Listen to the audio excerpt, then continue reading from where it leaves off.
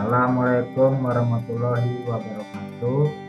Perkenalkan, nama saya Saroni, nomor NPM 18111013408084 dari akuntansi 07 Makro.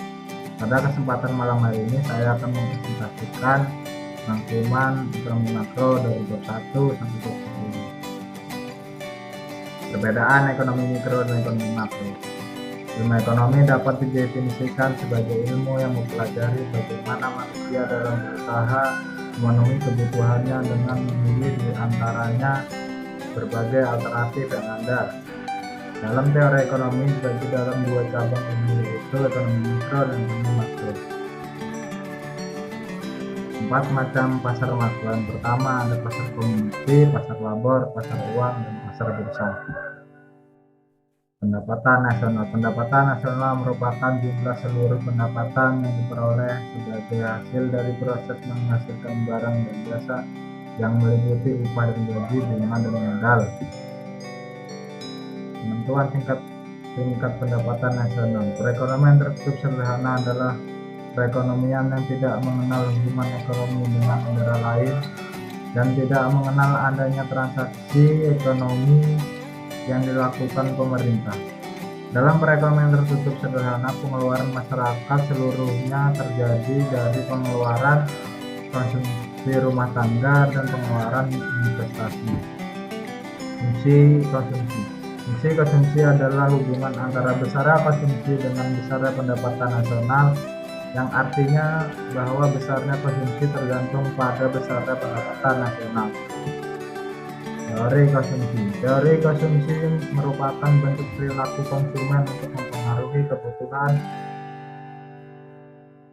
akan barang dan jasa. Beberapa faktor yang mempengaruhinya. Yang pertama ada pendapatan konsumen, tingkat harga, tingkat bunga, sosial ekonomi, dan selera masyarakat. Teori investasi.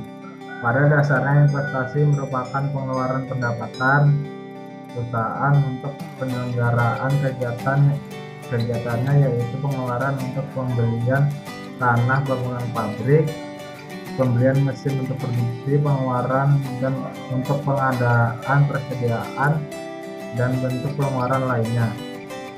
Secara ekonomi, investasi dipengaruhi oleh beberapa faktor, yaitu tingkat bunga, perkiraan kondisi yang akan datang, investasi, inovasi teknologi, dan yang terakhir tingkat kesejahteraan suatu rakyat. Uang dan bank sentral. Kegiatan ekonomi yang dilakukan dengan cara menukar barang dengan barang lain yang dibutuhkan dengan nilai tukar tertentu. Uang diciptakan oleh pemerintah melalui otoritas moneter berperan sebagai berikut. Yang pertama, uang sebagai alat tukar. Yang kedua, uang sebagai satuan nilai. Yang ketiga, uang sebagai standar pembayaran yang tertunda. Yang keempat, uang sebagai penyimpanan nilai.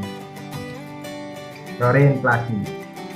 Pengertian inflasi adalah kondisi kenaikan harga barang dan jasa secara umum dan terus-menerus. Secara terus-menerus artinya kenaikan harga terjadi tidak sesaat saja. Jenis barang yang digolongkan untuk perhitungan inflasi antaranya adalah harga barang, kelompok makanan, kelompok pakaian, dan kelompok perumahan.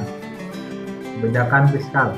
Kebijakan fiskal merupakan kebijakan pemerintah yang dilakukan dengan cara mempengaruhi sisi penerimaan dan sisi pengeluaran dari APBN. Semua kebijakan yang berkaitan dengan APBN digolongkan kebijakan fiskal. Pengangguran. Pengangguran dapat didefinisikan sebagai ketidakmampuan angkatan labor untuk memperoleh pekerjaan sesuai dengan yang mereka harapkan. Penyebab terjadinya pengangguran adalah yang pertama, pertumbuhan penduduk yang tinggi, rendahnya laju investasi produksi, dan yang terakhir siklus bisnis yang melemah. Keuangan negara. Keuangan negara adalah seluruh kekayaan dalam negara bentuk apapun, termasuk di dalamnya segala bagian kekayaan yang dimiliki negara.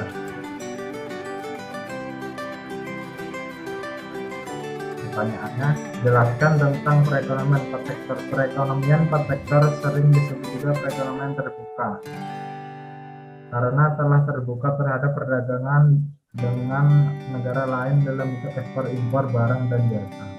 Sebutkan hipotesis fungsi konsumsi. Yang pertama ada hipotesis pendapatan absolut, yang kedua ada hipotesis pendapatan relatif, dan yang ketiga ada pendapatan permanen.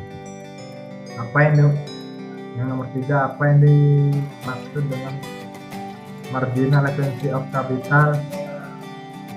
Marginal efficiency of capital adalah tingkat pengembalian dari suatu proyek investasi.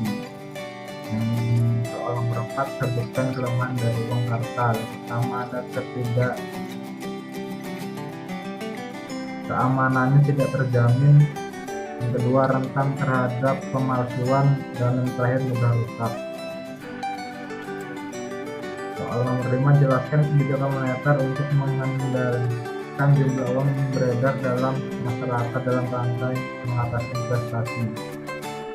Yang pertama dengan cara kebijakan politik diskonto, yang kedua politik pasar terbuka, yang ketiga politik pembatasan kredit, yang keempat politik uang ketat, yang kelima politik cadangan kas.